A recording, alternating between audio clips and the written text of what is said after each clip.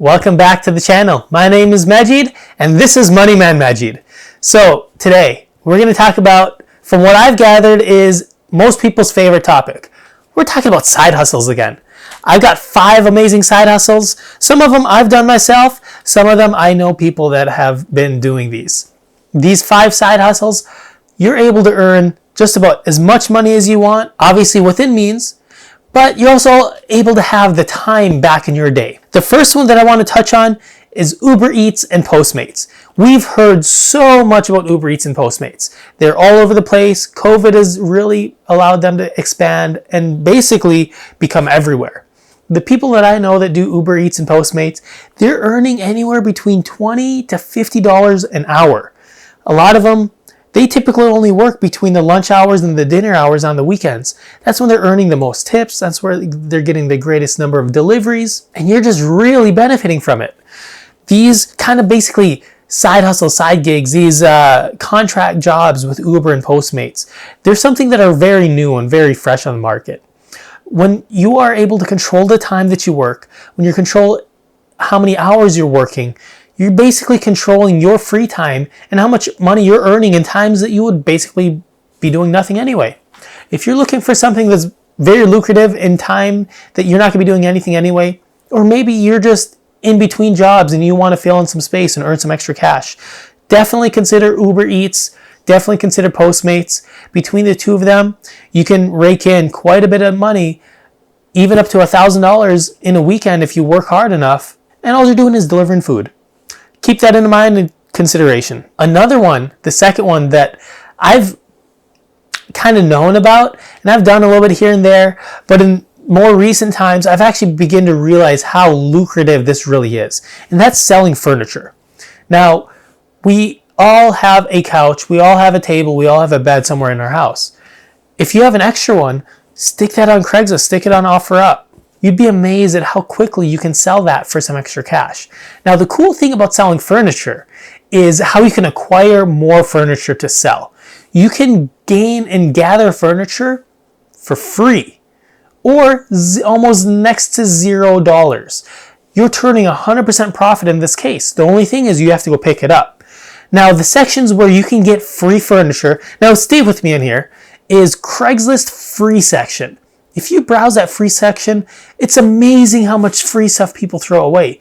Now, you still have to sift through all the garbage that's in that free section because there is quite a bit of it. There are also some very, very nice pieces of furniture, couches, tables, chairs, that are just people like, we got to get rid of it. We need the space. It's in great condition. It's still well cared for. And you could turn a $200-300 profit on these items within a week. The only thing that it requires is some sort of truck or van so that you can move it, and space to store it and take pictures of it while you have it in possession. A lot of people will store them in a spare bedroom or in a spare room. If you don't have any of this and if you're living in a studio apartment that just can't store it, I've also seen people rent a storage unit and they just put it inside their storage unit, take some pictures of it, take some nice pictures of it, because typically it's the pictures that sell the item. So make sure you get really good pictures of it, post it on Craigslist, post it on OfferUp, post it on Facebook Marketplace, and within a week, within a couple weeks, I'm almost certain you'll have that item sold and you'll have a couple $100 in your pocket. Rinse and repeat, continue over and over again, and eventually you're going to have thousands and thousands of dollars just flipping free furniture. The third one that I want to touch on is Fiverr and Upwork. Both of these services, you're able to basically offer your professional service to the entire world. When you can offer photo editing, video editing, when you can do CAD design, or if you're really good at writing a book or doing coaching work, there's so many different services on Fiverr and Upwork that you can either consume and use yourself or turn around and offer your own services to these other people all over the world that can benefit from it. Fiverr and Upwork are both very much geared around the number of reviews that you have. The more reviews that are 5-star, the more likelihood that you're going to have a steady stream of business and income coming in from it. Additionally, when you're first starting out on these two platforms, you're going to want to offer your services at a discounted rate, sometimes even free, just so that you can get those reviews on the platform. Because once you've got those reviews established, the number of clients and the amount of business that you're going to be able to generate from that is so much. that is some people's full-time jobs. Now, granted, you have to be putting out high quality content and high quality material for these people to continually come back and for you to get more clients and more business.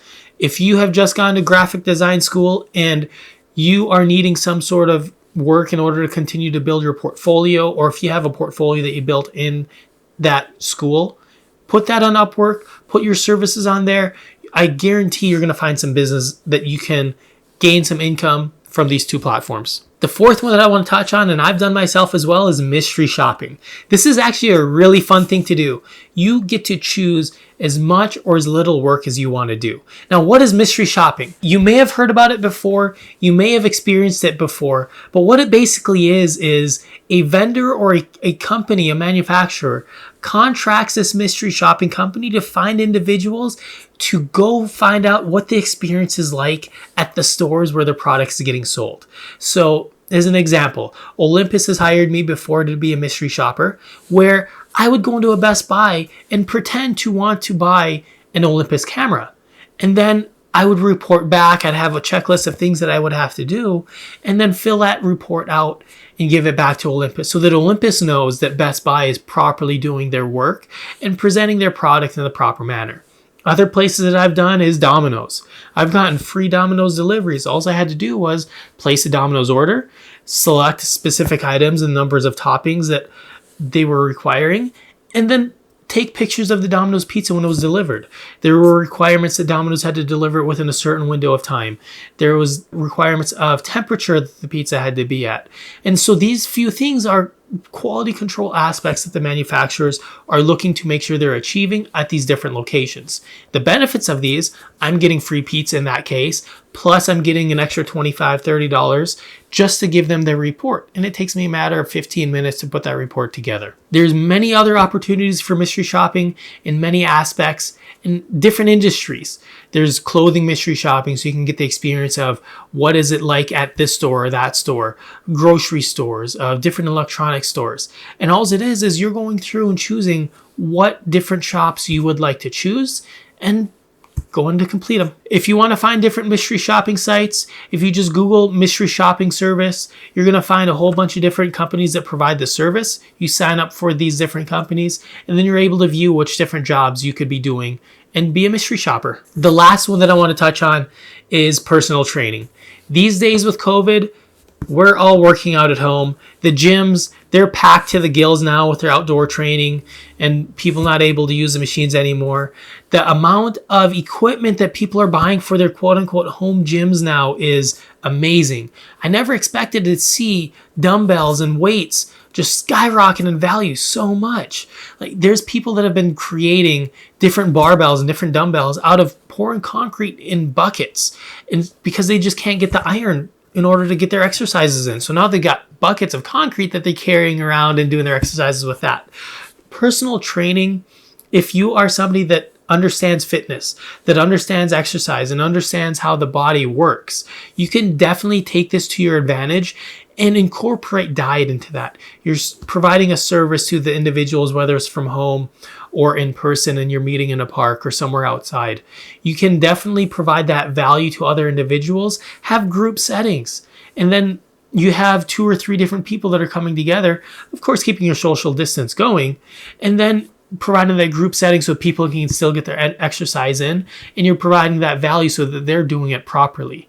When you're also providing diet requirements as a personal trainer, you can help people achieve those different gains that they're looking for.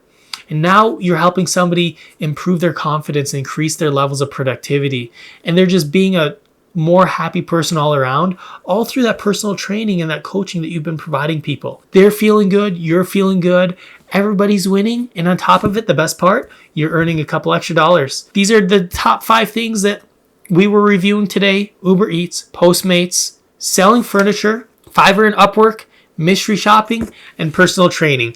They all have their different areas, their different niches.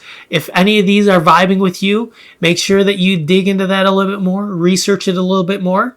If there's anything that you want us to talk about in future videos, comment that in the comment section down below. We're going to be reading those, we're going to be responding to those, and collaborating together with you on those different topics, on those questions. So this is going to be weird just to be weird. I've been having a hard time making a sign-off section of the video. And so what we're going to do is just make it as it is, what it is. If you like this video, give it a thumbs up because we really like that and it helps the YouTube algorithm. If there's anything else you want us to talk about, put it in those comments down below. We're going to collaborate with you. And we're going to take those ideas for future videos. If there's anything else that we missed or maybe kind of did a little weird, let us know as well, because that feedback helps us improve. This is Money Man Majid signing out. Take care, everybody.